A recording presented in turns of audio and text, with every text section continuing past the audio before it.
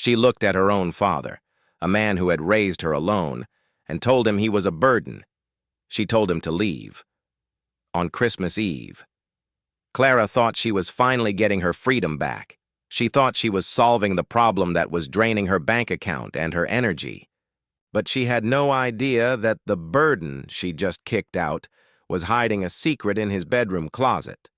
A secret worth thousands of dollars, and a sacrifice so painful it would bring her to her knees. If you think you know pain, wait until you hear what she found in the leather briefcase he left behind. Before we dive into this heartbreaking story, comment down below family first if you believe family should stick together no matter what. To understand why Clara did what she did, you have to understand her life, or at least the life she thought she was trapped in. Currently, Clara was 35, single, and drowning in debt. For the past 2 years, her entire world revolved around her father, Ernest. Ernest wasn't just old, he was battling a degenerative illness that made his hands shake and his memory fade.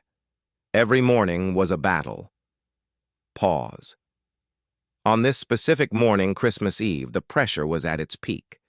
Clara had just lost her part-time job. The heating bill was overdue. And the house. The house felt smaller every day.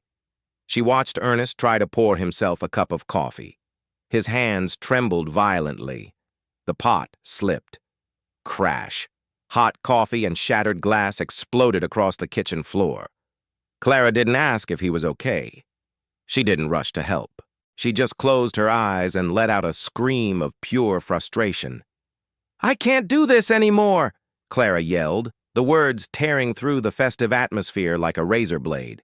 "Look at this mess, Dad! It's always a mess!" Ernest tried to bend down to pick up the glass, but his knees were too weak. "I'm sorry, Pumpkin. I tried to be careful." "Sorry doesn't pay the bills, Dad. Sorry doesn't give me my life back." The resentment she had bottled up for months finally exploded. She looked at this fragile man and didn't see her father. She saw an anchor dragging her down. "You are a burden," she said, her voice dropping to a cold, deadly whisper. "I am drowning because of you." Ernest stood up slowly. He looked at her. There was no anger in his eyes, only a deep, shattering sadness. "I never wanted to be a weight on your shoulders, Clara," he said softly. "Well, you are," she snapped. "I want you out. I need space. Pack your things. You can stay at a shelter or anywhere else. Just not here. Not for Christmas." Most fathers would have argued. Most would have reminded their children of the sacrifices they made. But Ernest? Ernest was a man of quiet dignity. He went to his room. He didn't pack clothes. He packed a small photo album. He packed his medication, not enough for a week, just enough for a day. And he put on the old red Christmas sweater Clara had knitted for him 10 years ago.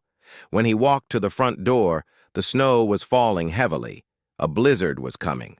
Clara stood in the hallway, arms crossed, refusing to make eye contact. Her heart was pounding, a mix of adrenaline and guilt, but her pride was stronger. "I'll be okay," Ernest whispered to the empty air. "Take care of yourself, my daughter." The door closed with a soft click, and just like that, he was gone. Clara was finally alone. She was finally free. So why did the house suddenly feel like a graveyard? Hours passed. Night fell. The silence in the house wasn't peaceful, it was suffocating.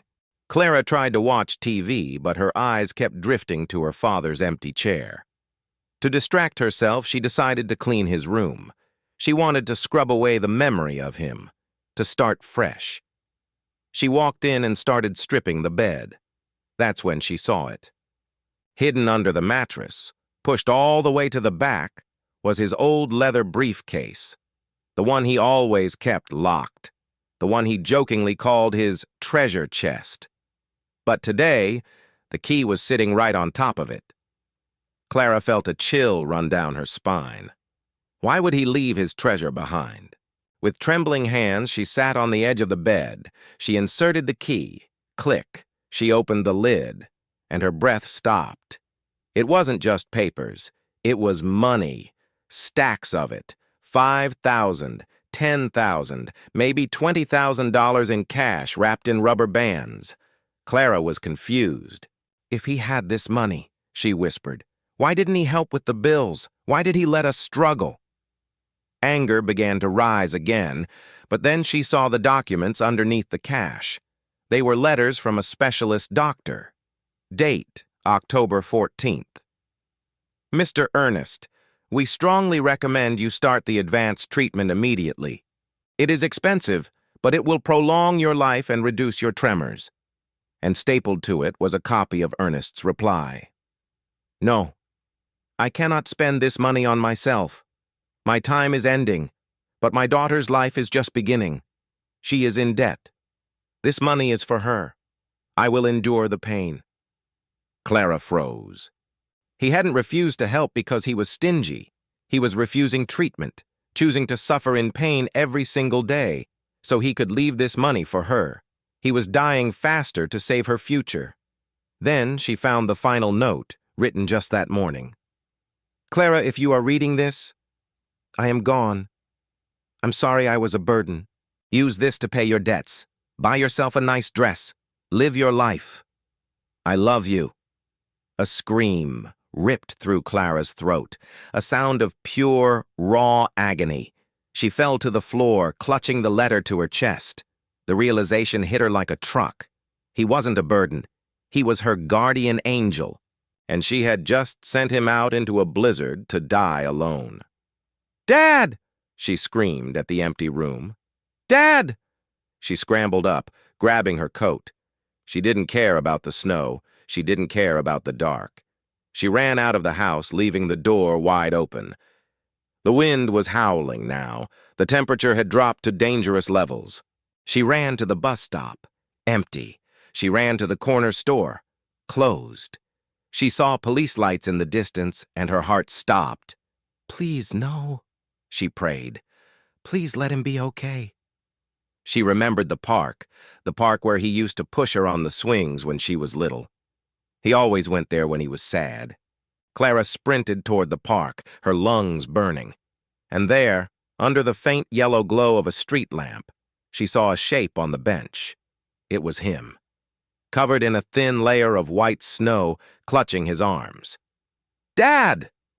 Clara threw herself into the snow, sliding toward him. She grabbed his face. It was ice cold. His lips were blue.